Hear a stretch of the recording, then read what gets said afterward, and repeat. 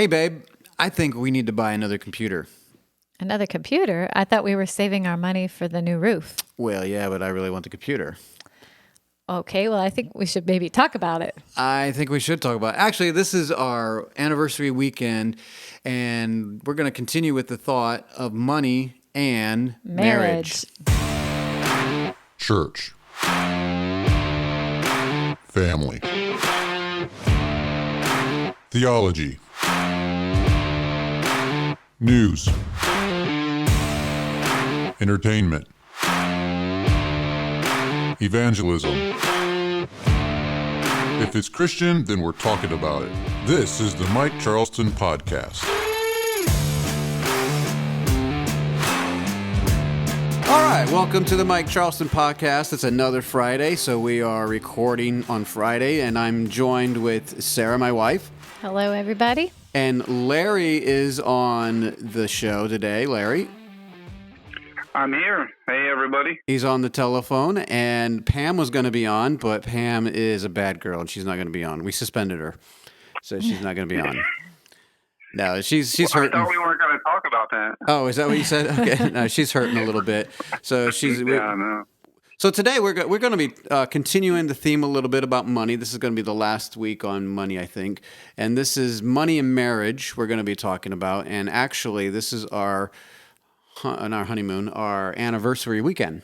That's right. So we thought this would be a perfect time to throw in the money and marriage on our 23rd anniversary coming this weekend. So after 23 years, we still love each other. How about that? That's right. Pretty unbelievable. Yeah, in today's world. Absolutely. So it's been pretty fun. So Amazing. Anyway, yeah, Larry, how long have you been married to Pam? You don't want to know. Okay, 30 years, right? Oh, yeah, I'm glad you specified that. Yes, sir. 30 years. In December, it'll be 31. Yeah, how about that? Well, cool. So yeah, marriage is a wonderful thing, and I'm glad to have been married to you for 23 years and hopefully another 23 years and beyond. But so yeah, we're going to be talking about a little bit about money and marriage and how they are so connected and why we have a lot of problems in both areas. But before we do that, this segment we usually talk about what happened in the past week, and I'm so confused because we do this on Friday now and we release it on Monday, and I forgot. We can talk about the things that we did last weekend, which I almost forgot. Yeah. So what did we do last weekend? We went up to Mississippi to go to a fellowship camp. That's right. And I was just thinking about that when I was taking a shower. I was like, man, did I already mention our show consultant, our conversation with our show consultant? And I guess we didn't because we haven't talked about it yet. But we actually did get to see our show consultant. We talked to him a good bit, got to see his RV. If I keep giving out hints, everyone's going to put two and two together. Yeah, but that's all right. He did give me some consultation on me being very pale. And I'm working on that, man. We were in the sun all day today. We were. So. Well, we were in the sun all day that weekend. And we were helping the Tates plant a garden. And if I mention Jeannie 3 weeks in a row, is she going to be really, really happy? But anyway, it was a really good weekend. I didn't know about half of those people, but it was just, it was a wonderful weekend, fellowship weekend where a bunch of believers got up to over by Andre's house, the Dutois, and their little property. I don't even know what you want to call it. I always call it the compound over there, but they just have a group. A lot of people live. It's like 100 acres. Community. Yeah, it's a community. Yeah, it's a good way. A little Christian community up there. And it was really nice to go visit. It was a very pleasant weekend. The Grimms couldn't make it, but no. What can you say? Yeah, what can you say? I'm bummed about that. I wanted to be there, but... Yeah, and you're still training for your 24-hour event with Andrew, right? Yes, 2 weeks. 2 weeks. Wow, 2 weeks for 24 hours. That's tough. Yeah, the 23rd and the 24th. Okay. Yeah, April 23rd. Yeah. Yeah, well, speaking... It starts Saturday. It starts at 9 a.m. Saturday morning until 9 a.m. Sunday morning. Oh, wow. Wow, you're going to be wiped out for church then. Yes. Wow, that's a long time. So speaking of coming up in April, Rebecca has been working feverishly to finish her film, every step, and we're feverishly all of a sudden getting together the premiere. We're going to do a premiere for her movie. Oh, nice. At the church that let us use their building for the movie. Right. And we got talking to them, and he's the one that suggested it. He was like, hey, why don't you do a premiere? And I was like, I because I never thought of it. And so they want to decorate the church a little bit. And they have 2 screens instead of one big screen. They have 2 screens off to the side. So we'll make look. It's a 20-minute. It's a short film, but I thought it would be really cool to do that for Rebecca. The place is nice. It looks like it's a perfect place to hold a small event like that. I hope it's a small event.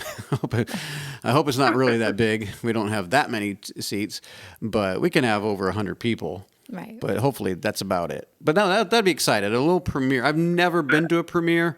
So we'll see how this goes. How can I put on one if I've never done one? I don't know. Well, yeah, you got to wear a tux and have red carpet with all the stars walk out. That's right. I know that. I've seen pictures. Yeah. But I don't know how to. We've been reading online how to do it, and it seems like these people have a little bit higher of a budget. So anyway. Yeah. I don't know at this point if we have a budget. Yeah. That's really exciting, though, for her. I mean, what an undertaking to not only write the story, but to direct it as well and find the actors and all that. It's a big project. That's amazing. I mean, she had some help along the way, that's for sure, but it's been her baby the whole time. So it's a real big deal. So to get this on the big screen, I think this will mean a lot for her, and I think it'll mean a lot more if she gets it into the film festival. I think that'll be a real big deal for her, but we'll see. It'll also be cool. She's going to try to do, what is that, YouTube premiere or whatever at the same time, so it'll live stream, and the actors in all different states across the country are going to try to watch at the same time and have their own little parties where they live, because obviously they can't come here for that. So if you're listening and you want to be a part of that, I don't know how you can email us at talk@fellowshipofbelievers.org, or if you know our Facebook page, you can go there if you know us personally. We don't have a show page yet. It is going to be April 29th. April 29th at 7. I guess you can look up Rebecca Charleston every step, and hopefully that will have it set up to where when it starts at the church, it is going to start on YouTube. So if you are in Texas, because that's where most of the listeners are in Texas, it seems like, or if you're in Uganda even, or wherever you are, you can actually sit there and watch it at the same time that we're watching it. The premiere is going to start at the same time. So I think that would be kind of a neat thing. Yeah, I think so. That's awesome. Do you know the time? It'll be 7 o'clock, right? Yeah, 7 Central. 7 Central. 7, yeah. I guess because this is a podcast, I got to say it, but on the YouTube channel, we'll put it on. And but no, it's not going to be on this channel. So if you're thinking you can go to the YouTube, maybe we could do it on both. I don't know, but it's probably going to be on hers, Rebecca Charleston. Yeah. Okay. But we'll have that live, but it will be 7 o'clock Central Time, and on it's Friday night, April 29th. So look forward to that. That's exciting. We have no idea what we're doing, putting on this premiere, but it doesn't matter. It'll start playing and it'll be fine. Yeah, that's exciting. That is really exciting. Yeah, it is exciting. And we're still getting ready for the Shindig and other events, so life just doesn't slow down for us at all, but that's fine. It's all good. It is all good. Anything else exciting happened to you this week? I almost called you Rebecca. Larry? Wow. Yeah, never made that mistake. Yeah, we look so similar. Did she ever shave off her beard? Maybe we look different now. No.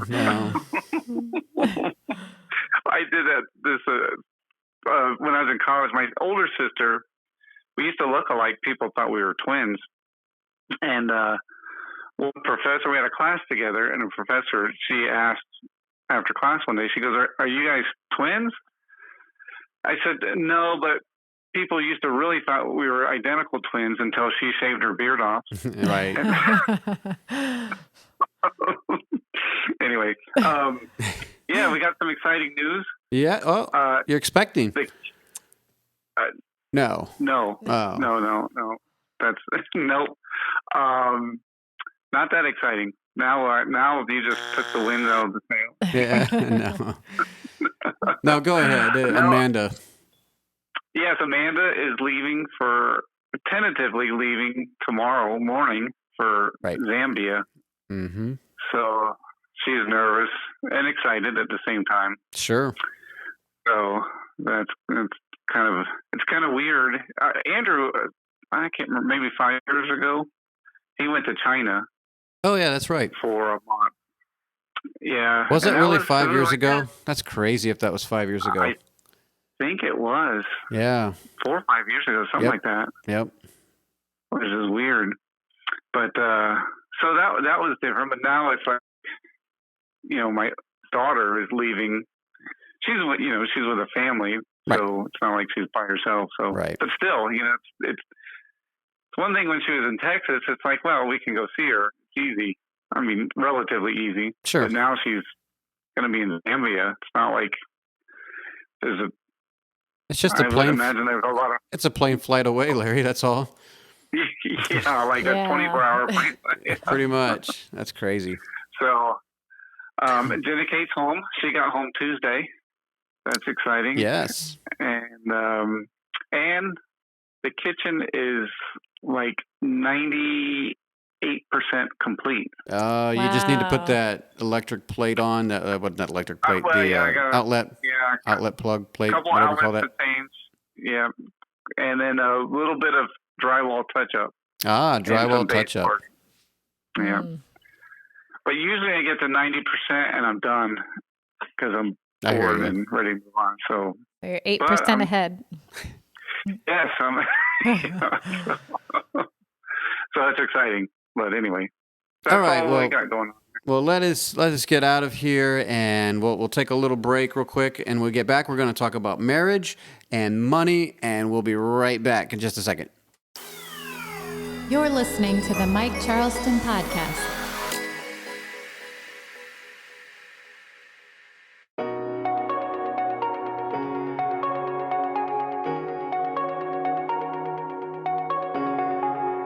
All right, we are back, and I know it was only like 5 seconds for you guys, but we needed a little break there. Larry's back on the phone, and Sarah's with you on my other side over here.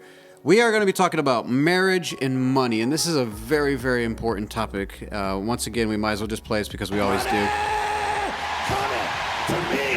Now, okay, so no, we're not going to be talking about that kind of money. And where's this one? Yeah, we mix them, marriage and money, right?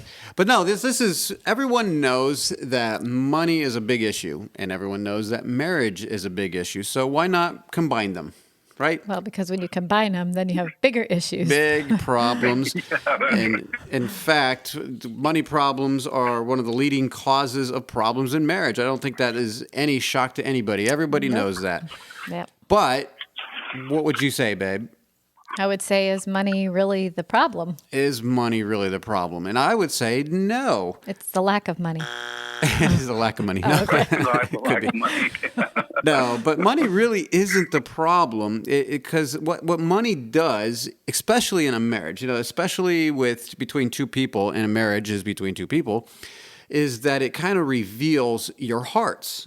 And it shows your heart, it shows your spouse's heart, and guess what? Those hearts have to try to mingle and work together. So at the end of the day, if you guys are both being jerks, guess what? It's not the money's fault.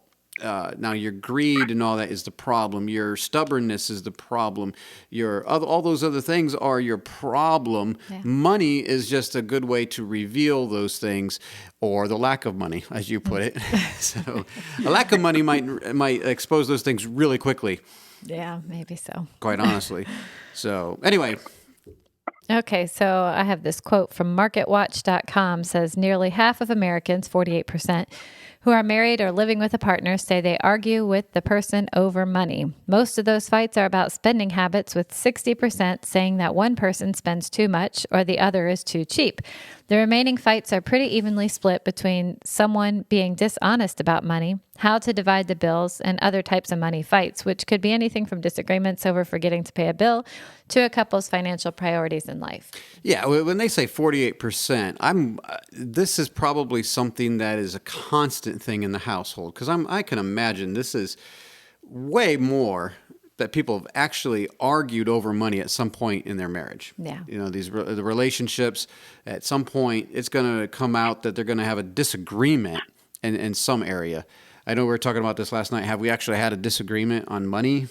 And I'm like, I don't remember. If we had, it's hard to remember. I don't remember. But I'm sure there was at some point where you may not have been too thrilled about a purchase, or I was a little, I had to say, well, why? So we talk about money, and Right. there's definitely issues there that as we trying to, especially in the first few years of marriage, Right. you're trying to get to know one another and how because guess what? You don't come perfect, and we don't come knowing how to deal with money all the time. And so, and even if we did, we both have different views on how that comes together. And so when we come together, it's gonna look a little different. And so those first few years especially are going to be troublesome a little bit. Yeah. Well, definitely give you some things that you have to work through, and that gets tough sometimes because we both have different ideas. Absolutely. So yeah, we were wanting to have Larry and Pam on because this was a marriage and money thing. But she went to a chiropractor, and I'm just kidding. She went to a chiropractor and I thought you're supposed to feel better after those things. That's what I said. Yeah, but she's not feeling so well. So Larry's going to have to talk for both of them. So why don't you give Pam's perspective so far on this, Larry? Well, she's actually better with money than I am. Okay. I was kind of kidding, actually, but you can keep going.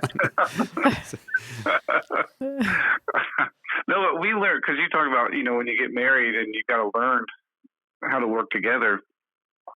We learn that sometimes it's a good idea to do the jobs that you like doing and let the other person do the jobs they like doing.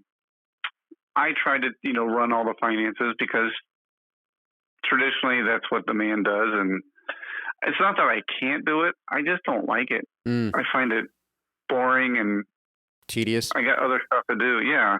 What if you don't like to do anything? Well, then I have to do everything. Oh, okay.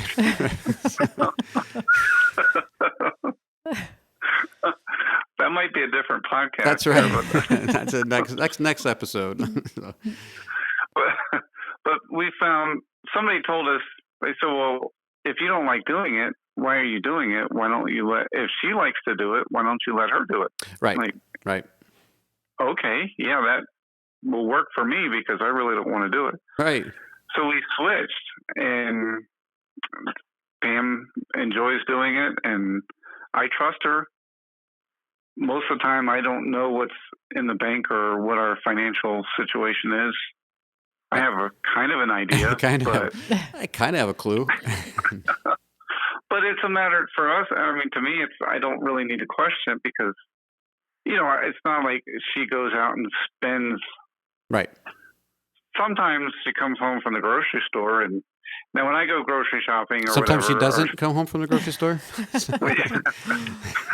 Well, when she does go shopping, it's usually buys stuff that I wouldn't buy, like chips and stuff like that. Oh, man, she's after my heart.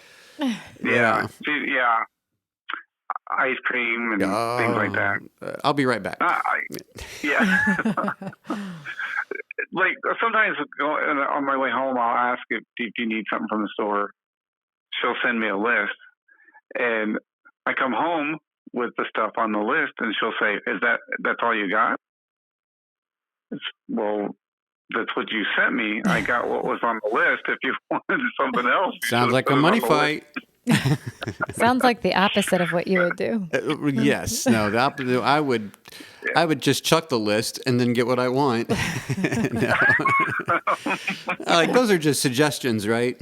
So, right. But no, I think we're getting a little ahead of ourselves. But right. I'm going to cut you off right there. Because money it's really, like we were just saying earlier, it's more of a magnifying glass. And so it kind of reveals those deeper issues, the insecurity, the fear, the selfishness, control, different things like that kind of rear their ugly heads when it comes to money. Why? Because money can buy us stuff. They give us security in a way, or a sense of security at least, right. And a sense of power almost, Right, as I say, it's also a sense of control. Absolutely, it can. Control. Yeah, absolutely. Yeah. So that's what money can do. It can control. It can give you a sense of security. It can do all those things that we feel like could really control our lives in some ways. And so we want to stay in control. And when we fight, it's because I'm not getting my way. You're not getting your way. Yeah. I'm not getting my way. I'm not getting the thing that I wanted. I want it now. We're just like grown-up children sometimes. So anyway, that's what you're talking about, marriage as being that magnifier. So here we have, what do we have here, babe? We have a few key things in marriage. Key things in marriages. So this is where we'll have like 3 points here or something like that. Yep. So the first one was don't assume anything. Yeah, don't assume anything. And this is my advice for any young people when they're thinking about getting married. And they're sitting down, and they ask me what advice would I give them. And this is one of the number one things, apart from love Jesus. That's the first thing. If you love God and love each other, you'll be good. But don't assume anything. And when I mean that, it's just because you get married. Sometimes we have these assumptions that everyone thinks the way I think, that everyone has the same life experiences that I have. And kind of like what Larry was talking with Pam, he writes the list out. He's expecting her to get the list, and she's like, "Well, why didn't she get the little extras? Where's the ice cream?" And you're like, "Well, the ice cream wasn't on the list. If you wanted ice cream, why didn't you put it on the list?" And but the assumptions there are how you handle money. When we got married, we really didn't talk about how to handle money until as we got closer to our wedding day. We didn't have to, since we didn't really have any money, so there was nothing to argue about. So it was like, when are you going to make it? But when you interrupted me there and made me lose my thought, because I'm going back 20-some years, and I'm like, yeah, that's right, we didn't have any money. We didn't really talk about how to handle money. No, much. We didn't. No. And that was where the assumption came in that how to handle money like I can handle money. So I don't need to tell you how to handle money. And it's probably the same thing for you, that, well, you spend money the way that my family has always spent money, and I'm used to spending money, so what's the problem? Well, when you assume that, guess what? We have two different people involved here, and it doesn't really work out that way because we have two life experiences. We have two different worldviews. So we need to communicate these things. And this is for everything in life. This isn't just for money. This is for absolutely everything in life. Communication is absolute key in any relationship. Yeah. And that is number 2, right, babe? That's right. Number 2, you said it. Communication. So these are keys in marriage. And when we say communication, we're not just talking about in money, like I said. It's every single thing that you would think about. Even your romantic life is very important. You know that a lot of people assume things, that this is how we're going to do things. Right. How you're going to raise your kids, how you're going to, where you're going to live, all the cars, all these different things. A lot of it involve money, right? Yeah. So, I mean, this is why this is a big part of this, is because you have to communicate your desires. If you want to live in the country club, you probably should inform your spouse of that, because if you're making $12 an hour, you're not going to end up there anytime soon. And so you need to make a plan of where you're going to, live and what you're going to drive and all these different things. Maybe you have a spender. Maybe you have a saver. Is that going to be a problem? You need to communicate these things. Why do you have a spender? Why do you have a saver? Is she insecure? Is he insecure? Or why are they a spender? They do get some satisfaction out of spending and getting things. Some of that stuff is a heart revealer. We need to check our hearts, and this is a good time where we can communicate our heart's desire with each other. Yeah. So anyway, communication is number 2. All right, and then the third one is be realistic with your money. Be realistic with your money. What do you mean by that?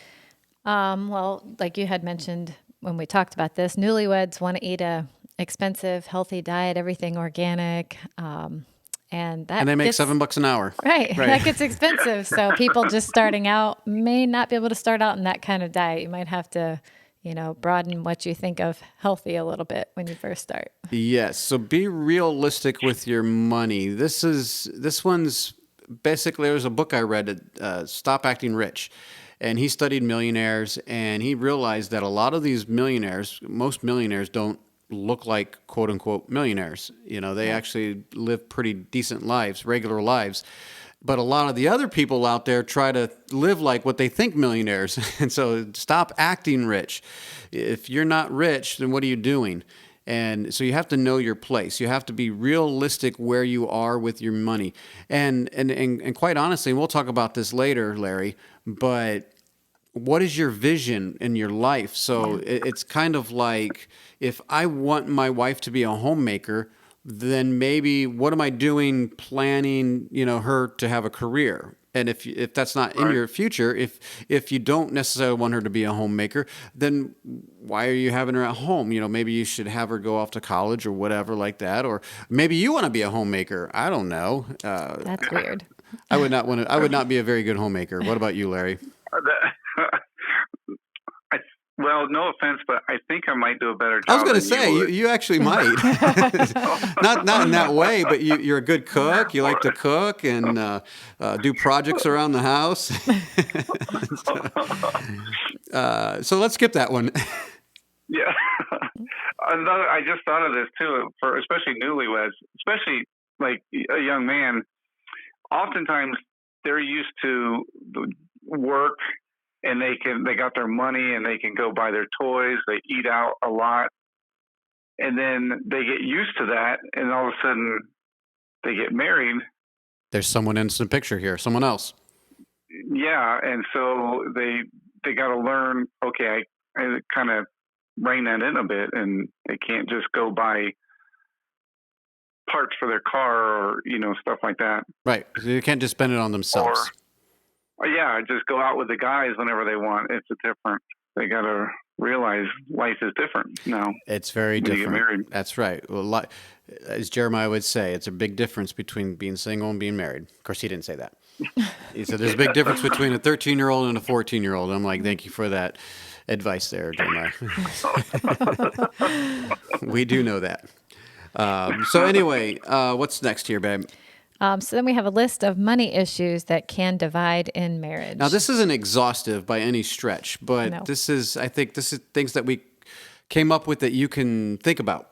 Right. So when you're out there, and if you're married right now, you can probably relate to a lot of these things. Yeah. And if you're not married, don't deceive yourself. These things are definitely speed bumps in the road. Right. So let's go ahead, babe. Why don't you say this one? So the first one is differences of how to spend what you have.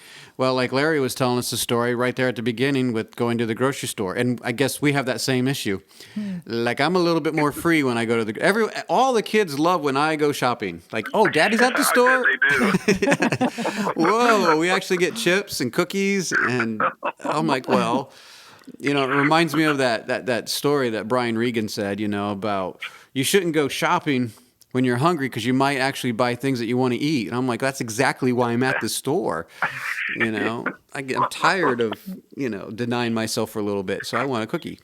Anyway. Okay, but the differences on how to spend what you have is like, so we have some money and I think that we should save it or I think we should buy a computer. Exactly. Oh. So now we have a difference. We have a difference. So what are we going to do about that, babe? Well, I'm going to submit and let you buy a computer. Oh, okay. No. Well, we could. Well, here's the thing. Well, I know we're going to talk about this in the future, but this is the thing about in a marriage, we need to respect one another. That just because the man is the head of the home, and we do preach that, and we affirm that the man is the head of the home. I think it's very clear in Scripture. Having said that, he's not a bully in his home. And just because you shouldn't be. And if you are a bully, stop. And you got to consider that this lady that you have next to you is your helpmeet. She wants to be a helper, but you've got to give her a break. And those kids that are in your house, you got to be reasonable. So just because you make the money, or even if you're in charge of the money, if you mix both of your incomes, if you have two incomes, does not give you the right to belittle or it's my way or the highway. Your spouse has a lot to say. And so like in this example, like you wanted to save it for, I don't know, replacing the roof or something like that. And I'm like, I need the computer right now. Well, it's not just I get my way because I'm the man. It is a very important thing. The point number 2 that we had earlier, communication. Communication is key. Why? We need to talk about this. Now, I can convince you pretty easily, right? So we're getting the computer. No. But no, there's been many times where you've convinced me where, okay, that's a good point. That is a very good point. You're right. We need to save up for the roof. Okay, that's right. Or we need to save up for whatever thing that we're going to save up for. Right. I'm sure that's happened in your life too, Larry. Oh, yeah. Yeah. It is, and like you said, communicating is very important, because sometimes, like you mentioned getting a computer, we get stuck on what we want and we're excited to get a new toy. Sometimes we got to have somebody that will speak a little reason into our lives and temper that a bit. We only have $1,000 in the bank. What are you thinking about? And not that you can do it in a gentle way, but still, it's like, hello, McFly. What are you doing? Yeah. Well, that's where trust comes in and communication. So absolutely. So differences of how to spend what we have is actually one of the dividing things in marriage. What's another thing, babe? Okay, the next one is hiding money or lying. Lying about money and hiding money. Right. I could see how this is a big one. I don't know how today you could really do that. Everything's online, and we don't really do cash as much. I could see in the past where we did a lot of cash, and I just take some cash out and I go spend it over here on whatever. Right. But you can go online and be like, hey, what is this? It says you got this thing. What gives? I got a funny story about hiding money. Okay. Because Pam does that. She hides money? Oh, rat it out. Yeah. And this is because when we had our business, we had a customer pay in cash. And so when I came home, I gave Pam the money, because she takes care of that. Well, she hid it. All of it. It was a pretty good amount. Yeah. What was it, $1,700 or something like that? Yeah. And a big amount. It was months later. I mean, I can't remember how long. It was several months. And she was going through stuff, and she found it. Right. She forgot that she hid it. That's a happy day. Kind of. And she forgot where she put it. That was a forced savings account. Exactly. You might want to hold on to that one. Yeah, exactly. Okay, so I don't think we're literally talking about hiding money. I think we're talking about hiding money from your spouse, right? Right. I mean, you can hide money too, but hiding money from your spouse. I mean, to me, right there, that is a big problem. That's a red flag and a half. Right. That you are hiding money. Are you hiding this for another something time? Else I'm doing? Right, on the side? Are you planning on leaving at some point? We're going to have a theme here. You're going to notice that togetherness and oneness is very important in a marriage. So openness, sharing your lives, making sure that you have one account. We'll talk about that. But yeah, hiding money and lying about money, not a good thing. Now, this next one kind of shocked me. The next one is hiding debt. Yeah. Hiding debt. I'm like, that is hard to do. But then as I thought about it, I was like, man, maybe I should do that. Okay, maybe not. No. But no, actually, we know someone that has done this before and finally got caught, not up with it, but caught with it, caught it. Anyway, they got caught. And because they were kind of embarrassed about their situation, so they were going off borrowing money, but the spouse didn't know about it, and that's a terrible place to be. You're going down with the ship. You wanna be open. Your spouse is the only one there that really cares about you or should care about you. Right. And if you're gonna go down together. Don't try to hide and take out other loans. And to me, that just breeds of like a secret life, and you don't want that. Well, and all that does is make a bad situation worse. Absolutely. Yeah. Right. It's not going to help out. Not going to help out. Because what's your end game here? What if they find out 5 years from now? It's just not going to be a good thing. Deceit is never a good thing in a marriage. So what's this next one, babe? So the next one is overspending. Overspending. And you have Proverbs 31, 10 through 11. Why don't you go ahead and read that? It says, "Who can find a virtuous woman? For her price..." I found one. Oh, okay. "For her price is far above rubies. The heart of her husband doth safely trust in her, so that he shall have no need of spoil." So this is what we were just talking about earlier with you and Pam and me and Sarah with trusting our spouse.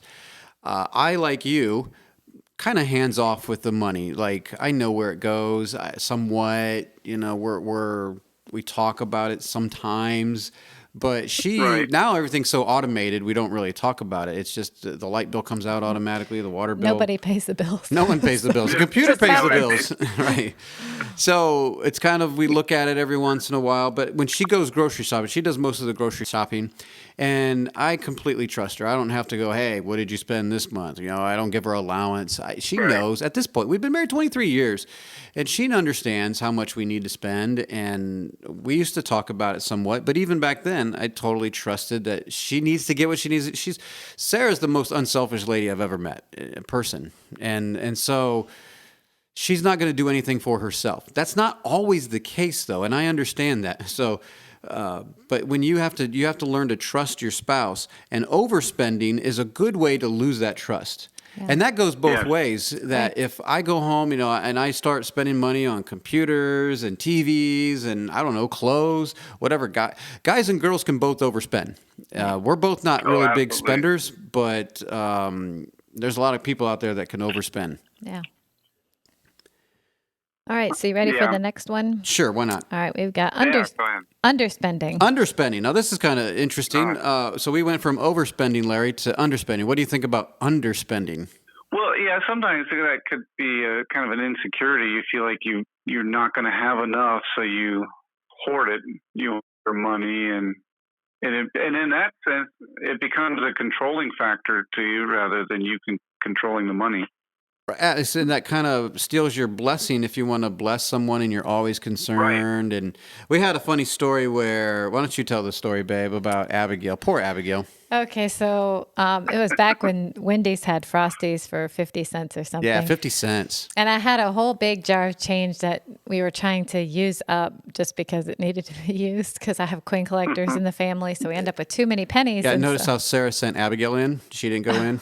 I can't remember why I didn't go in, but anyway, so she took... There is no way...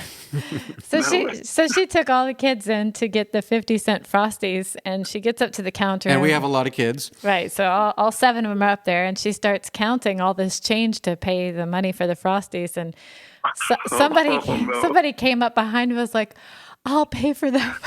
Dropped the 20 down and said, just... They felt so bad for her counting all that money, like, oh, these poor kids need ice cream. Anyway, it's kind of embarrassing, but I just wanted to use the changes. She didn't care, so she was just up there, let me count it out, whatever. But yeah. Yeah, underspending. This one I had a little bit of a problem with, because underspending can really only hurt your pride. And it's kind of like if you're going out to eat and you're counting, like, don't get any drinks, just get water, guys. Well, if you're concerned about spending too much money, I get that. But if it's going to embarrass me, is that really my problem? Is that, a pride issue for me? And so this is an interesting one to me, the underspending. I'm not quite sure about underspending unless it's to the point where you're penny pinching so much where you can't even do anything. You're strangleholding on these things where you feel like, come on, man, you got to give me a break. It's okay if I have 3 shirts, give me a break. So we need to buy some decent shoes for our kids because underspending, sometimes you can buy really cheap things a lot. And so maybe there is a time when you buy a good quality thing. And instead of always buying the cheap thing. So there is a time where underspending comes in. I have a hard time with this one, but we don't really spend a lot. So we underspend. Sometimes we do. But okay, so the next one is keeping money separate. Keeping money separate. So why don't you, Pam's not on the microphone, but why don't you tell her story for her about the advice she got on her wedding day? Yeah, this is great because I didn't find Oh, Larry, you sound like Darth Vader. Before we married, oh, sorry. Okay, go ahead. Start over. Is that better? Always. Yeah. Okay, well, I found out about the story after we were married, but when she had a wedding shower, some of the ladies of the church gave her a wedding shower, but they wrote out these cards, and on the cards you're supposed to put advice for newlyweds. And one lady wrote, open your own bank account and maintain it. Yes. Wow. I'm like, wow. Did she mean together, maybe? Open your bank account together? No, probably not. No. No, it was have your own money, pay and maintain your own money. Yeah. Oh, see, this is a big one. Wow, that's not. Yeah, that's terrible. That's terrible advice. And I know a lot of people do it, and it's growing. We know people that borrow money from each other. That's crazy. Like, I need to borrow money from you, babe. You got $50. I'm out of money. Wow. To me, that is bizarre. When you get married, you are one. If you're a Christian and you believe what the Bible teaches, you are one in Christ. You are one with each other. The two become one. And that means in everything. That means my possessions are your possessions, even though I messed that up in our vows. But when we got married, I messed it up. He said, repeat after me, all that stuff. We got to that point where he said, in all my worldly goods, I thee endowed. And that was too much to memorize, evidently. And I said, all my worldly goods, I be endowed. And everybody started laughing, so you knew right away something was wrong. I just shrugged my shoulders and and I don't know what I just said. But anyway, no, it's when you get married, you are one and everything. So your checking account becomes one. All your possessions are now her possessions. Her possessions are now your possessions. And within reason, obviously I'm not going to wear her underwear or anything like that, but it's all ours. I don't even know why I mentioned that, but I don't. So it's. But anyway. Okay, moving right along. But I'm just saying, something that you would only use. Okay, I get it. Even though it's ours, it is all ours, and if we have that mentality, we're going to be fine. It's all ours, and if we have separate checking accounts, why do we have a separate checking account? Are we preparing for divorce? Are we preparing for a separate life? Or what are we preparing for? Why isn't it one? And I'd have to have a very good reason why it's not one. Okay, so I do have a question about the separate accounts. What about if you had your own business, you have a business account, do you think that's okay? A little different because it's a business account, but you have access to our business account. But no, when we're saying one account, the business account is totally separate. But the business account is for work, and you get paid out of your business account. But that pay comes into your normal account, and so to have those two accounts, that's not really what we're talking about. A business account is totally separate. You don't want to bring all the business money into your personal account. That would be probably criminal. I don't know. But you would think that it would be dangerous if somebody had a business account, but they don't want their wife to access or see it. Yes, if you're a business owner, you should at least have your wife have access to that. I mean, she should be on the board or whatever with you. Right. I don't know, but I don't know how you set up your business. There's different types. It depends if you're S corp or whatever it is. If whatever you're doing, maybe it's not you don't have access to the money as free as you would want, and so it doesn't really matter. You have a group of people that are more in control of that.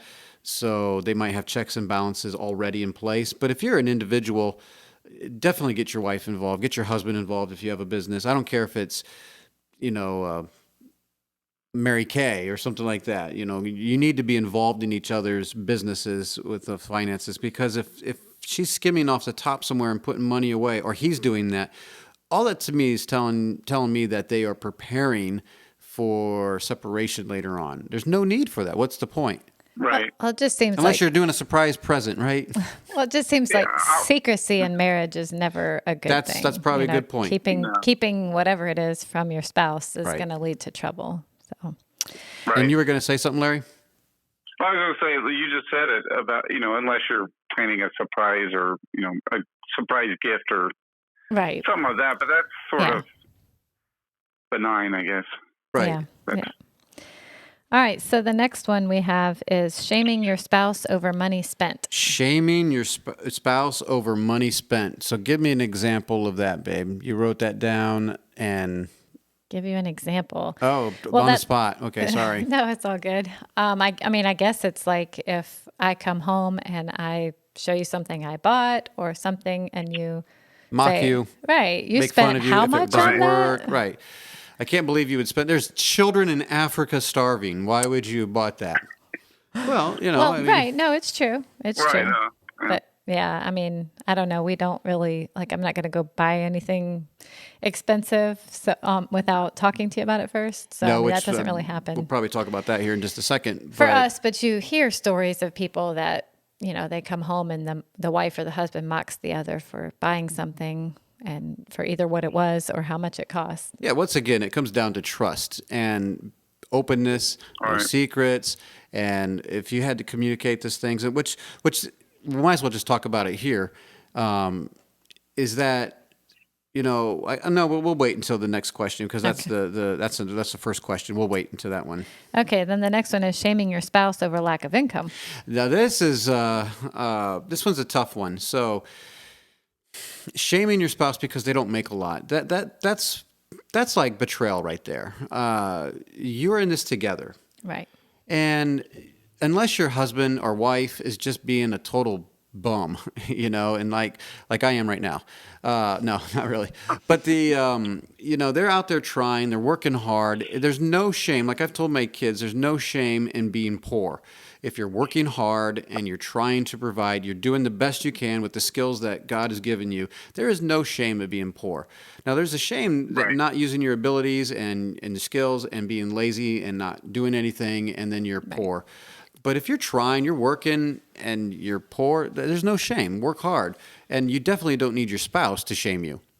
Right.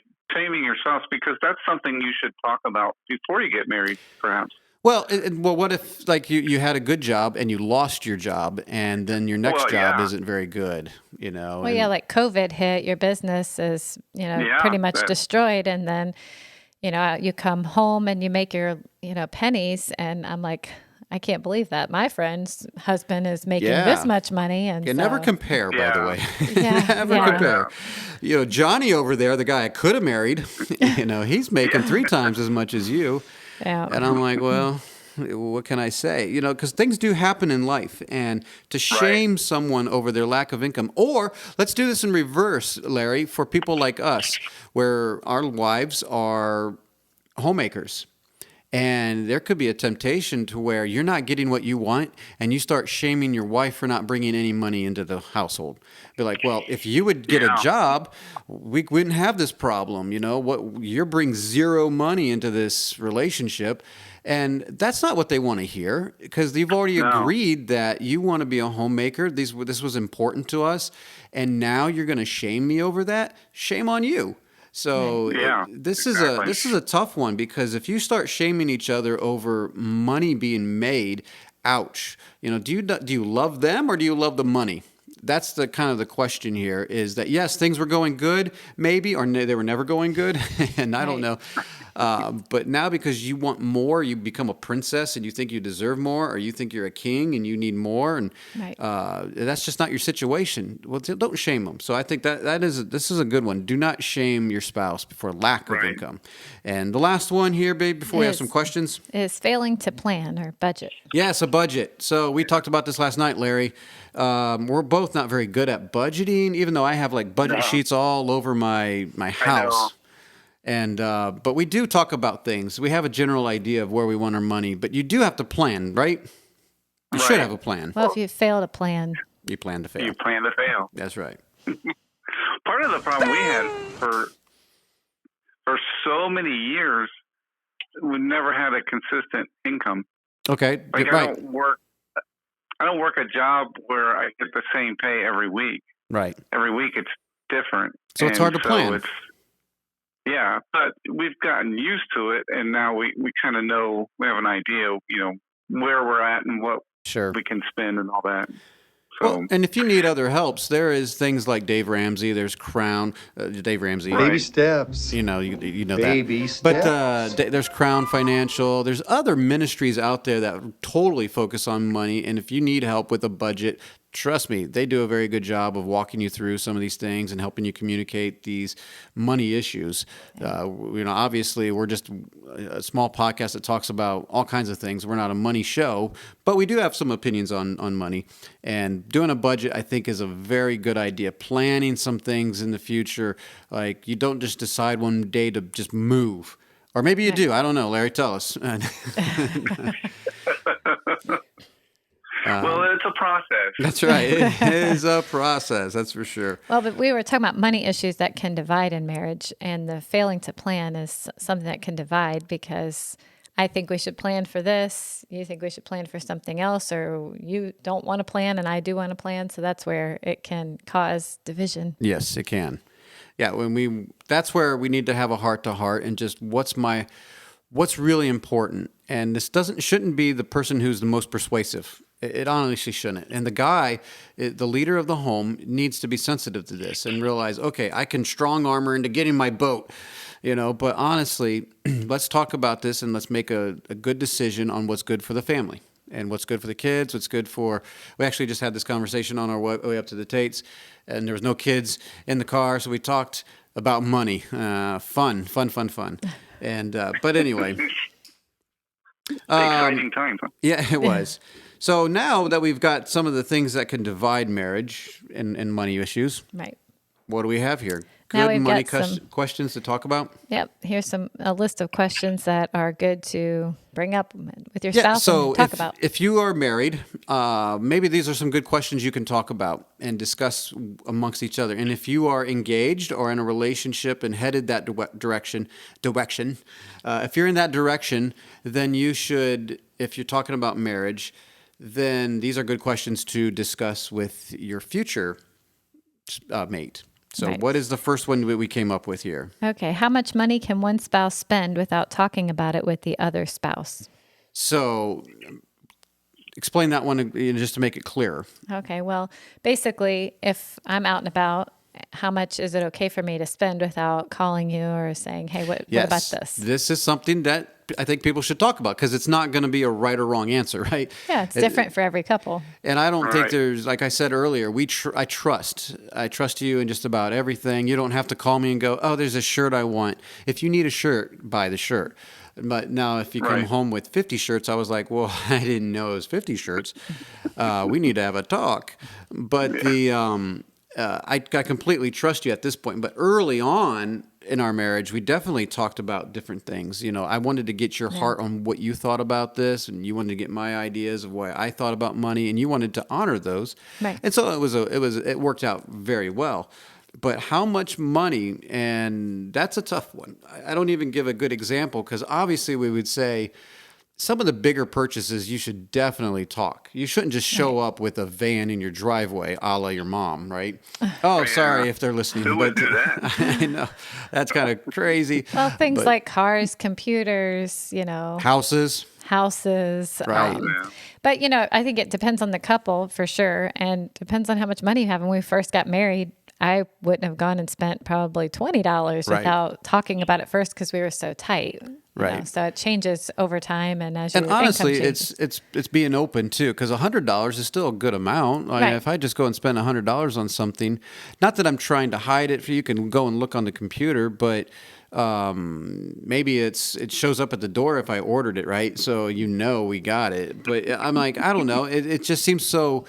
It seems so foreign to try to keep things secret and to not let you know, but it's really just openness. It makes me think of somebody bidding on $1,000 what coin. Coin? Yes. Who would do something like that? I mean, without first talking to your spouse? Well, that is a story for another day, folks. And maybe we should talk about that some other day. But Not only was it a $1,000 coin, it was also a $350 gem. And another $350 gem. It was a bad night. The long and short of it was, I had no idea what I was doing in the long run. Yeah. And I was like, what happened? I ended up spending $1,600. I was like, what happened? $1,600 that we didn't talk about. No. And I didn't know I was going to do this. So, yeah. That was, yes, oopsie indeed. And, but don't worry, it was barely an inconvenience. We took care of it. So, it was fine. We worked it out. But that is a funny story. I'll have to tell you that story sometime. So that probably does break the record of what we should talk about. Anyway, okay, let's move on. Okay, to here's another good question. When is it okay for one spouse to open a credit card or a loan account? That's a good question, but once again, I would say if you're doing this without your spouse's knowledge, that's terrible. Yeah. So that should be an easy question. You should talk about these things if you're going to open an account, and you surely shouldn't open an account in your spouse's name without them knowing, because that's criminal. Right. But you don't use your spouse as that kind of for finances like that. Yeah. But no, once again, you should trust each other. Talk about loans, any kind of loans. You should definitely be in tune on. Well, but I mean, even some of them don't seem like that big a deal. I mean, you go to Sam's or Costco or whatever, I see and what they're you're saying. You sign up for this card. Do you want to save? They always ask you, do you want to save $50 on your Costco trip? And I'm like, just sign up for this card. Sounds good, Yeah, that's a good point, because I was thinking like really big loans, but yeah, you're talking about like credit cards and yep, like store cards and stuff like that. Right. Talk to your spouse about that. And make sure you understand where you are. We don't do credit cards at all, so that's an easy one. Been tempted a few times, but nope, cut those things up and be done with them. What's the next question? Okay, the next one is, what things should we buy for our kids and for how long? When do we think kids should start paying for things and what things? So kids in general, once again, open communication and, things like this. Your kids are a little older, Larry, and do you started letting them pay for these things earlier? Some things like the boys, Jonathan and Andrew, when they were probably 13, 14, they wanted to get a gaming system, Xbox, I think it was. Okay. And I'm like, okay, if you can pay for it. So they did. They actually, there was a gaming store not far from us, and they would sell used games and used gaming systems, and so they bought it. And then, they wanted a cell phone. I'm like, I'm not buying you a cell phone. Right. You can get a cell phone when you can buy the cell phone and pay for it yourself. That's not monthly. So this is a tricky one, cell phones, because this is where a lot of kids stay on their parents' plan forever. And so, which is good if you're the kid, I guess. But it also kind of creates some kind of control. Like we bought our kids their first cell phones, I think. I'm not sure about all of them. Okay, none of them. Yeah, I don't think so. None of them? I thought we handed over some of our old ones. Maybe when we had a kid's phone. Yeah, we did have a couple kids' phones, but now there's so many kids, and I don't know. But they definitely pay for their usage. Right. But when they move out, I'm like, dude, you gotta do your own thing. And like Jeremiah pays for his own insurance, and so does Abigail, car insurance and all that. So you have to have that discussion. If you want to carry your kids' insurance and cell phone, that's fine. But make sure you're on the same page, because you guys have different ideas. What, did I say something weird? No, I was just shaking my head to Joshua. Yeah. Nope, we're not paying for that. No. All right, let's finish some of these questions so we can take a break. Okay, the next question: should we give kids an allowance? If so, how much? Once again, good things to ask. These are just good questions to ask your kids, or not ask your kids, ask your spouse. So should we give our kids an allowance? If so, how much? I think that's just open communication. I think that's an easy one. As Cameron would say, it's pretty straightforward. Pretty straightforward, man. Yeah. Okay, next question. Should we have regular money dates, or just talk about it when things come up? Yeah, once again, talk about it with your spouse. But yes, you should have money dates. You should have dates. And every once in a while, talk about money. But you should definitely talk about things as they come up. Communication is key. But talk about, these are good questions to think about. How often? I know if Dave Ramsey wants to have you to have a budget meeting once a month and go out to eat and all this stuff. Whatever. If that's what you want to do, maybe once a week. I don't even remember. But talk about these things. Okay, so another one. Here we go. Another question. When and where should we give? So yeah, this is so Larry, did you watch War Room? No, I never saw the whole thing. Okay, the whole thing. That means that you probably didn't like it if you didn't see the whole thing. Well, that's fine. I saw the jump rope scene. Well, that's the end. So anyway, in War Room, there's a scene where they're trying to create this like bad vibe between the spouses, the husband and wife, over a money issue. And I actually thought this was very badly done on their part, because the guy walks in and he's supposed to be this guy making all this money and they're really rich. And his wife's sister is struggling because his wife's sister's husband lost his job or something like that. And he's not really going out and getting a job. He's just kind of sitting at home. And so she wrote them a $5,000 check. And I was like, dude, $5,000 check. You just broke some of our rules. You didn't talk about this. And so he got upset. that she just gave him $5,000. And she was just like, well, don't you care about my family? That's not the point. You just wrote a $5,000 check. So I was kind of on his side. I was like, look here, man, you don't do that. You don't just write a $5,000 check. I don't care if it's a good cause. You want to discuss those things. So anyway, what was the question? Oh, where and when and where we should give. So I know a lot of ladies get very super spiritual at times. They get caught up and they're like, I just want to give. Well, you still need to talk about it. And guys, sometimes they're like, I'm just going to give and not tell my wife. You need to be on the same page. Yeah. And Larry, I know you were telling me how you do it. Why don't you tell us how you guys do this? Well, sometimes it depends on the situation. If we both feel like we want to give to somebody for whatever need, we'll say, okay, come up with an amount. And sometimes we have the same amount first time. And then other times we differ, but then we will say, okay, well, let's compromise and we'll meet in the middle. Or I'll say, well, whatever. We discuss it and we come up with an agreement. Right. But, I mean, I've done this where I've met people out, and I just, for whatever reason, felt it was a good idea to, I bought people gas before. Right. They asked for gas, and you didn't really have to consult your wife on that one. Right, I didn't call and say, hey. Right. But if it's a significant amount, we'll talk about it. And but either way, the spouses need to talk about is how important is this? Right. Like, I'm sure you don't care if I pay for someone's gas or I gave a guy a $5 or something like that. But okay, we got 3 more questions and then we'll take a quick break. Okay, the next one is, do we need a budget? Do we need a budget? You probably do, but you definitely need to talk about that. What is this budget going to look like? What are the important things in your life? Once again, there's other ministries out there that talk about how to do a budget, and you should probably go check those out for a budget. But you probably need to talk about that. What does it look like? Okay, next question. What are your money personalities? I think this is stupid. Look, you don't have a personality of money. But, basically, are you a saver? Are you a spender? I've heard those things. I get it. I think we're all savers and spenders at some level, But you should definitely talk about this amongst yourselves. If you find that you're the one that's spending most of the money, like Sarah spends most of the money, but she's not a spender. Because she's spending it because she goes to the grocery store and she spends a lot of money at the grocery store. But she's not a spender because it's not for herself. And that's really the thing is, what is this for? When we say spender, I'm a spender. You're usually selfish. That's what you are. And sorry to be so blunt, but that is usually the case. And if you're a saver, it's usually because you're chintzy. And that's me. That's who I am. I like to save. But you kind of have to exercise a little bit both of those. You want to be a giver. That's what you want to be. You want to bless others around you. You want to bless your family. What is good for the family? What is good for your wife? What is good for the unit? Why don't you go ahead? The last question here before we take a break. Okay. How do you each feel about debt? This is a big one. It could change. Oh, yeah. But you shouldn't assume. Once again, go back to that top one, don't assume.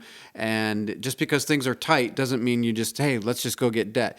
If something is that important, like it is for us, like we don't want debt at all, then we're going to do whatever we can to avoid it. But we talked about that. Right. It wasn't just ignored, and then when things get tight, you're like, well, I'll just go get a loan out. And you're like, well, I thought, things change.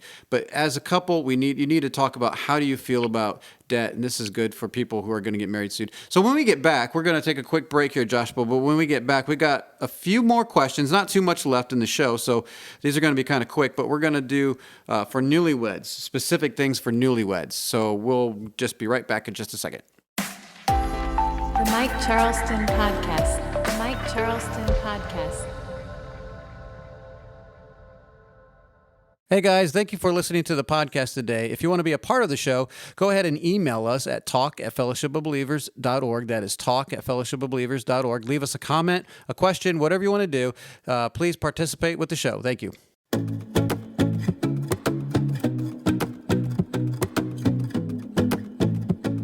All right, we are back, and this is the last segment. It won't be that long. And by the way, a little shout out. We haven't heard from Moose in a while, but I hope he's still listening out there. And I found out that Levi listens to the show. I won't give his last name, but Levi, he listens to the show, and he was texting me today. So thank you for listening to the show, Levi. I hope you enjoy this one. He was texting me and said he enjoyed the last one. And so anyway, thanks for listening to the show. If you're listening on help spread the show a little bit. If you like it, tell people about the show. We're trying to grow the show a little bit on YouTube and all that. We're trying to make that a little bit better. I don't know how much better it is out there. Joshua's doing a lot of work, that's for sure.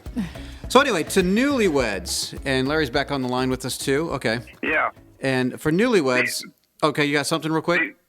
Yeah, no, I was going to say these are great questions. Kind of wish we had these before we got married. Well, I'm glad you said that. It segues right into what we're about to say. So this is for newlyweds, for those getting married soon. Now, basically, the first thing is what, babe? Talk about money before you get married. Absolutely talk about money before you get married. Now, we didn't talk about money before we got engaged, but after we got engaged, we talked about money. Right. Now, where's a good place to start? Well, how about the questions above? Right. All those questions that we just gave you, start there. That's probably a good place to start, but definitely talk about money. Find out where your spouse or your future spouse feels about money and their habits and why they feel.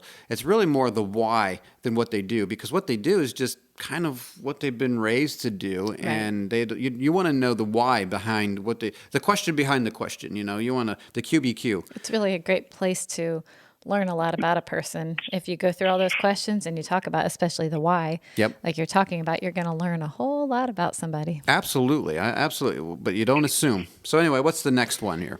Talk about how money was handled growing up and how you think it should be handled now that you're starting your own family.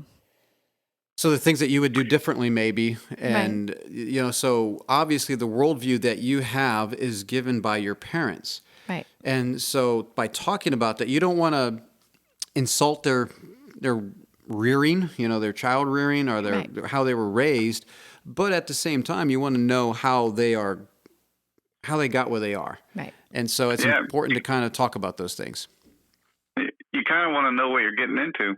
A little bit, absolutely. Yeah. And even, I think these questions aren't just this is for newlyweds. Well, hopefully before you got married, you talked about these things. Right. But even if you were dating or in a relationship, you do want to kind of talk about money a little bit, or maybe not so direct, but you can get a sense of what people think about money by just talking to them and where they are with money. And if it comes to a shock that someone's a spender when you see them at the mall every weekend, then you're the loser. You don't understand people because, hey, that's not going to change. They like going to the mall. Okay, so the next question here is, what do you both think is reasonable to spend on your wedding/honeymoon? Oh, yes. So are we culturally relevant here, or do we want to be anti-culture? I want to be anti-culture because the average wedding in America is like $30,000. Right. Now, the couple probably isn't going to be paying for most of this, but maybe they are. I don't know. These days, things change because people are getting married later and in life, and they have their own money, and they want to spend all kinds of money. But historically speaking, it was the wife's parents that paid for most of the wedding. Right. And so people like us in the Tates we have a lot of daughters. Right. But historically speaking, that we have to take care of that. But it is important for them to kind of own part of this. What do they want? Do they want this lavish princess wedding, or how are you going to... What's your honeymoon going to be like? Do you want to go to Aspen and spend all your money? Oh, no. Yeah, I usually hear our honeymoon. No, you don't want ours. Well, when I was reading about these kind of things online, the wedding and the honeymoon, what people spend, ends up being a really big deal for a lot of people. Like, it seems that a lot of what I was reading, there's a lot, many people go into debt. Right. To have some grand wedding, and then they end up paying for it for years. And for years. What's the point? Causes a lot of problems. And sometimes they're not even married by that point. Right. That's pretty sad. This is kind of a weird thing. What I found is it seems like the more people spend on a wedding, the shorter their marriage is. Yes, I could see that. I don't know what the stats are, but yeah. We know a family, their daughter's getting married, and they said they gave her a certain amount. They said, this is for your wedding and your honeymoon. Whatever you don't spend is yours to keep. Right, sure. Mm-hmm. So they got their wedding all planned out. I mean, and from what we heard, it's going to be nice, but it's also very cheap. Sure. Because they did some research and they wanted to be smart with their money, and have a lot left over. So I thought that was to me, I thought, well, that's a pretty good idea, because it teaches them that, yeah, somebody gave them money for their wedding, but they used it in a very wise way. Yeah, it's not a bad idea. Not going to do it, but it sounds like a good idea. It was. Right. Depends on how much it was, right? Right. Well, I think of like the wedding we went to in January. Yep. I thought that was a great wedding. It was very nice and elegant, but it wasn't extremely expensive. Well, the problem is when you have a big wedding, which that was a fairly big wedding. I mean, 400 people or something like that. And you want it to be on the low side of, cheap. And it didn't look cheap. That's the... Right. It didn't look cheap. It was very well done and for a very reasonable price. And you can do that still today. It's just that a lot of people, I don't know how they spend so much money. It just boggles my mind. So this is a very good question for newlyweds to consider as they're getting married. What do we want to spend on a wedding and all that stuff? So here's my question. I had this question. Is your wife to be malleable? And what is her philosophy on money? And so obviously, I am the leader of my home. I'm not trying to be a chauvinist pig here, but I'm the leader of my home, and I have to find out, is my wife going to implement the things that I want to do, or is she going to be pig-headed and want to do her way? And is she always going to want to be in charge of the finances because I'm adult and I don't know what I'm doing with the money, and she knows what she's doing with money? That usually doesn't come out until like year 3 or 4. The honeymoon, that doesn't happen. Oh, you spend the money wherever you want. No, you're perfect. But by year 2 or 3, it starts rearing its ugly head that you don't know what you're doing with money. Now, I'm the head of the house and I'm responsible.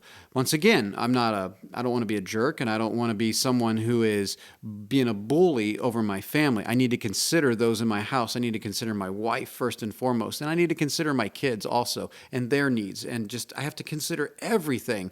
And so all my decisions aren't very selfish. I have to be I have to think about everybody. But in this case, it's, okay, is my wife going to be able to be malleable? Can she adjust? Is she going to be able to go along with my vision? I think this is a very important point. And then before you're married, we had a lot of nights where you would cry because I was kind of forceful on some things. I wasn't perfect. I'm not what I am today, No. But trying to get you to understand what I'm looking at in life. And you want to please, and you want to do that, but you're trying to understand at the same time. So guys, make it to where they can understand. Make it to where it's reasonable. Because if they're having a trouble following it, it's not because they don't love you. It's because you're not making it plain. You're not being very, very good with your communication. So make it plain. Help her out with it. If, like, my philosophy is on different issues, we're not moving on until I can persuade her. If she hasn't quite gotten it, it's my fault. I need to figure a way to get her to understand what I want in this life, and that's only happened like, I don't know, 5 or 6 times or something like that.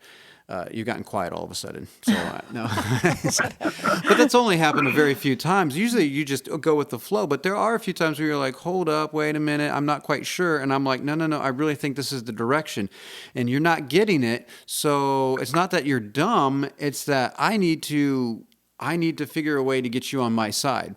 And sometimes that's either through experience. You need to experience this with just trust me and come to this church event, or you know what I'm saying? So is she going to be malleable? To me, that is a very important one. What's her philosophy? Find out her philosophy on money, because chances are she's running the home. She's going to have a good opinion on this, right? Yeah, pretty much. As the wife, what would you say? Yes. Yes. She's malleable. All right. Well, I mean, I think it is something, if you're talking about to young guys that are considering a young lady, it's definitely something they should think about is she going to be able to jump on board with my vision and my plan and what I want to do? So, I mean, because you're right. Some young ladies don't think like that. And you could tell, they just, it's my way and I know what I'm doing and I'm smart and wonderful. They want to be treated like a princess sometimes. And guys are selfish. And so anyway, we have Larry's question. So Larry's question is a little bit more interesting. All right. Larry's question was, should you're going to read it? Should young ladies work? Yeah. So Larry, you want to talk about that one a little bit? Well, yeah. Well, I was just going to say too, something that a maybe engaged couple should discuss, especially if, like you said, people are getting married a little older now. If a lady's working or she has a career, right, but she's going to get married, they need to discuss if the husband's expectation is that she's going to be a homemaker. He's going to need to communicate that, because she might not want to give up her career to be a homemaker. So that's something they really need to get worked out before they get married. But back to my question is, should a young lady, I think a disservice in our society today, and the church isn't helping. No. In Christian families, they're pushing daughters to go to college. Yep. And why do you go to college? So you can get a career. You get a career so that you can earn your own money. And it goes right back to what I was just saying. Are you going to want to give that up? Right. To submit to some man? You give up your income, your livelihood, your career, all that, your personality, whatever, to now you're under the shadow of some man. Right. And that may some ladies may not want to give that up. No, that's a good question. That's when we are sending our kids off to school, that's only for one purpose usually, is to get a job so you can make money and so you can be happy, right? And so no, but the problem here is if you're wanting to do what the Bible says and you start a family. Now, if you don't have kids and all, I know I was talking to another man this past weekend about this, and he really thinks that his young ladies shouldn't even work at all, not at all. And I'm like, I get what you're saying, but ours are working, and the things that they're doing right now are mostly things that are training them to be a mom in the future, be like mom's assistant. Right. They're helping older people. They're doing a service for someone. When they're making just pure money, they're working with me, and they're cleaning windows and stuff like that. But the problem is, if you want to be a Titus 2, keep her at home. What are we promoting here? And if you're teaching them to go get a career, we're teaching them the opposite. Now, if you disagree with that and you're not a Bible believer and you're a cultural Christian, and all that, and you want to have two incomes, then you can disregard all this. But that's fine. That's between you two, though. You both have to agree on this. You shouldn't just assume on it. Which leads me to another thought, though, as you were talking about. I thought that was in the notes earlier. But when you have two incomes in the house, it can create some big problems. That, like you said, Larry, the woman feels like, well, I have authority over my money. And then the guy's like, well, I have authority over my money. Now we become two separate people in the same home. It's hard to bring those together. And that we should have talked about that with the separate checking accounts and all that stuff. But there's a lot of people out there that now have, I think it's about 70% of married couples have two incomes in the home now. And that's a lot of people having two incomes. Can a lady submit to that? That's very difficult. But what they don't understand is that when they're a homemaker, guess what? All my money is yours. All my money goes to the household. And so a guy has to be totally selfish. All of a sudden, a woman goes into the workforce and she thinks, I can just do whatever I want with my money. Well, then the guy's going to turn around and have that same attitude. Is that really what you want in a household, is to have that adversarial, head butting of, it's my money, your money, this money. But it does create problems. I will say that you have those issues now of, what if she makes more money than you? There's where money shaming comes in. This is where I can make more of the decisions now because I make more of the money.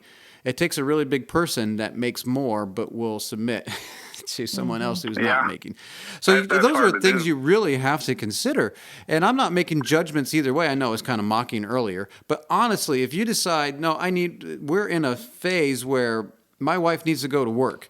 And like you worked until we had kids. Kids, to me, were the most important thing for my wife to put her efforts into. And I don't care if we had to live in a poorhouse. That was going to be our number one priority, was her staying home with the kids, regardless of the cost. We were going to sacrifice no matter what. and it worked out so far. But if she needed to go and get a job because it was just that bad, look, we're not making judgments. That's a hard decision to make. Right. But there are certain ways you can do where you need to do that. There was a season where you had to work for like 6 weeks, cleaning someone's house, and we experimented with that. And you would take the kids with you to that house. So the kids were always with you. And by the end of that 6 weeks, we were like, nope, not doing it ever again, right? Yeah, pretty much. That was too much. Wasn't worth it. And it just was like, no, for the sake of what? For a couple $100 more. Right. And you know what? Well, we'll just deny ourselves in some other way. It's just, home life is very important. If you're a Bible believer and you want to do what the Bible says, it's pretty clear. Read Titus chapter 2. We're not going to read it here, but just go through. It actually talks to guys and girls in that chapter. And it's very important. So that's a very good question, Larry. I'm glad you brought that one up. Well, I was going to say, too, what better example to the world to see a family living actually the Bible and what the New Testament teaches and how a family should operate. Sure. That's a powerful testimony. And I would say most women who are out in the workforce, when they see a wife that's happily married and she's home with her kids and she doesn't have those stresses of being in the workplace. Right. And I think a lot of them are jealous. Well, and to be fair, most of those ladies in the workforce, they come home and have to do all those mom duties too. Right. Yeah. I feel sorry for them actually. It's a lot. Yeah. It's a stress. It's a huge stress. But how much more in our world today do we need examples like that? And where are churches though? They talk about ignore it. Values and everything. Right. But they separate the families. They do. They promote a mom going off to work. The church now has a daycare. Yeah, pretty much. So you can drop your kids off at you're going the wrong way. You're sending the wrong message. Absolutely. But also no. so that the church can take in some more money. Once again, we're right back there. Money. Yeah.